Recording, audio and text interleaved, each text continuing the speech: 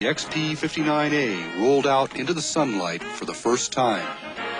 In all but two regards, it appeared to be a very conventional design. A single-place, mid-wing fighter, resting low on its tricycle landing gear. But of course it wasn't conventional. There wasn't any prop, and tucked beneath the wings, along the fuselage, were a pair of nacelles housing the IA engines.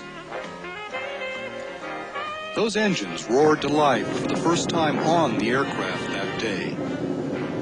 And by September 30th, just 4 days later, Bob Stanley and the airplane were primed for its initial taxi tests. After completing some low-speed trials, he proceeded to a series of high-speed runs in order to get a feel for the controls. On a couple of these runs, toward late afternoon, the wheels of the aircraft actually lifted a couple of feet off the ground. Stanley, a brilliant engineer and a relentlessly hard-driving personality who seldom counted patience among his virtues, was all for making the first flight then and there. Larry Bell, however, would have none of it. High-ranking official observers weren't due in for 2 more days. On the following day, October 1st, Stanley made 4 additional high-speed taxis, during the first of which, the XP-59 leapt some 25 feet off the surface of the lake bed. And on subsequent runs, it climbed to as high as 100 feet that day.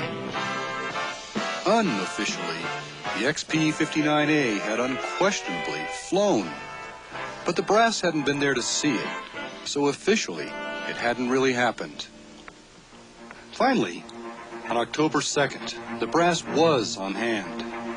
At about 1 in the afternoon, Stanley advanced the throttles, released the brakes, and slowly at first, the aircraft moved across the hard-baked clay.